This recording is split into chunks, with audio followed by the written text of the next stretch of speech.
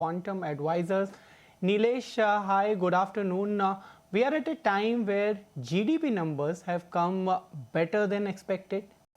Festive season is about to start. And if you talk about GST announcements, that may happen on 3rd or 4th. At this time, what should be one strategy? You do a lot of investing based on valuations. Which are the pockets where you see valuations are still attractive, where investors can put in money? Yeah, thank you so much for having me. The recent correction that happened last month, as well as the earnings cycle that played out, has sort of deflated the valuations by about 10%. So you have some pockets of opportunity opening up. And we continue to have large allocation in financials, which includes private sector banks, which have essentially missed most of the rally over the last 3 years. And valuations are close to 20-year lows that we've seen in high quality banks. We continue to have allocation to consumer discretionary, primarily automobiles, but they are getting expensive. They've had very strong outperformance over the last 3 years, including this year. And there at least in the rally, we are trimming a position. Incremental allocation is not advised there. And we continue to find stock-specific opportunities in logistics, in pharma, where there are stock-specific problems which have derated the company. But if you look at a sort of medium-term outlook, we think these companies are fine if you want to own them for 3-4 years, and they will generate your 15.5% CAGR that we target in our strategy. So that is where we see opportunities. And of course, we continue to run a large allocation in IT services. But just the way the market is set up, we think there are still some material downside risk, including the way geopolitics is playing out. I mean, US still remains the largest pool of capital that invests globally. And if the India and US relations continue to deteriorate, as we've seen in China, there is a risk that US may dictate some of the large institutions not to invest in India, which may lead to further outflows, which may derate India valuations. So on the balance, it's still 50-50. Fundamentals and bottom-up valuations are a lot more comfortable, but there are risks which may impact flows, which may impact market going forward. That's right. Nilesh, good afternoon. Mansi this side. Considering all of these triggers for the markets, what are the sectors on your radar at present? Considering the festive season which has already started, what are those baskets, bouquets and segments which one should eye from here to the end of the year? Because the festival season is here to stay, at least till the end of the year and the start of January 2026 as well. Yeah, the festive season comes every year. Just this time it's slightly earlier than last year, and you will have higher growth in the next couple of months, and then it tapers off because next couple of months we'll have a higher base for given that festive season was later last year. But that's not a big mover for us. The big mover will remain, of course, this GST rate change and how sectors are impacted. And you could have, especially in autos, you could have expansion of markets for certain categories if their GST rates are cut. That could be a structural change for that sector. But again, a lot of it is in the valuation. For us, incrementally, we've added over the last 6 months in IT services, where we think, given the correction that has played out in this year, as soon as demand or discretionary spend were to pick up, you will see a re-rating in that basket. And we've already seen some sort of movement in the last sort of 2 months in that sector. And that is where we think there is large opportunity of greater returns to be made over the next sort of 12 months for investors.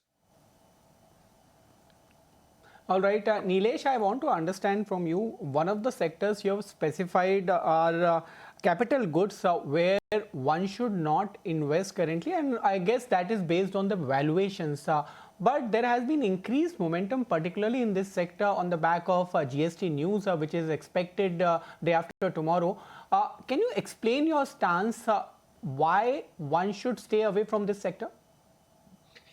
Yeah, we are a value fund, and valuation sort of is extremely important for us. Valuations that we are seeing in capital goods today are similar to 2006-7 levels. And demand is nowhere close to the levels that we saw in that cycle. Again, it is a relative allocation where people think relative to the rest of the market, these companies could go faster because CapEx cycle may pick up. But again, when we look at the valuations, it is already in the price. And even if sort of demand were to pick up and these companies may report slightly higher growth over the next 2-3 years, by the time the cycle reverses, they will still be expensive. And there could be decent correction from that point on. So at least our sense is these stocks are pricing in a Goldilocks scenario. you will get disappointed. If demand doesn't come through, and if there's any kind of risk aversion which goes up, you will see a sharp sell off in that sector. Uh, Nilesh, are there any sectors which you are avoiding at present? And also, if at all you have a view on the precious metals, because the gold and silver are seeing record levels at present, and connecting it with the equity market, at least for silver, we don't just consider it as a precious metal, but an industrial metal as well. So, if at all you have a view over that as well. The other sector that we've not had an allocation to for the last 13 years has been consumer staples. Of course, 2012 to 2020, they did really well, despite growth not being that strong. But post that, people started checking the valuations and realizing, why are we paying 70, 80 times for companies that are growing in single digits? I think that has been the big sort of avoid for us in terms of valuations. I mean, precious metals, especially gold, is just a function of risk aversion in the world, especially with the way US policy is uncertain.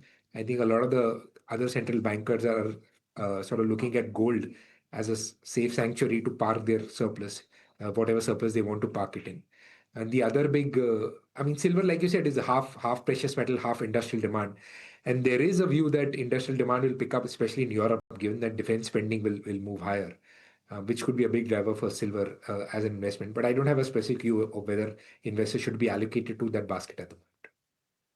Right. I want to get your view on IT and pharma as well. IT, I can see it is in your list, and with rupee being at the current level, and the expectation is that it may fall further as per experts. How do you see the benefit for IT and pharma in that?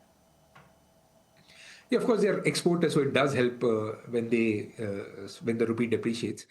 But I mean, the end clients eventually factor the depreciation in their contracts, right? They also understand that the rupee has sort of weakened, and the costs for Indian companies being in rupees sort of helps them to make higher margins, which they price it in when the contracts come up for renegotiation. So it's a near-term trigger, not a structural trigger for these sectors. But of course, it does hedge the portfolio in the near term, where if you have companies that get impacted by rupee depreciation, you have another set of companies, including IT and pharma, which help the portfolio in such times and works as a natural hedge for you for the portfolio.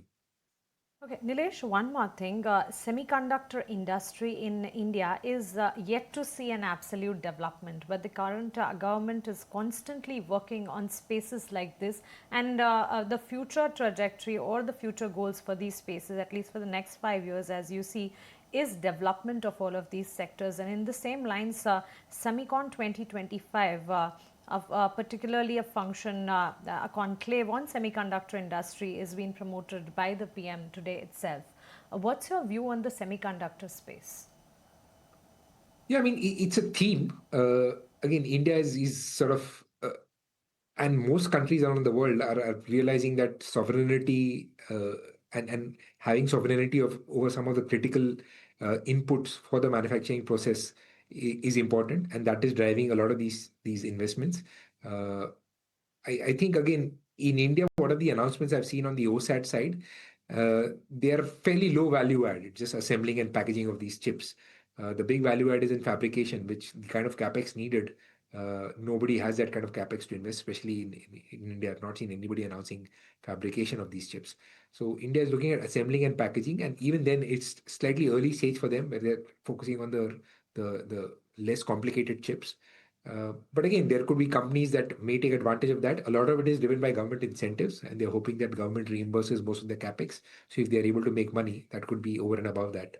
But again, it's too early for any investor to take a bet on that cycle. I think you'll have to wait and see how companies scale up, because most of the companies, at least the companies that have entered that space, have targeted the low value add assembling and packaging of these chips, and within that, the low value add chips, not the very high end chips.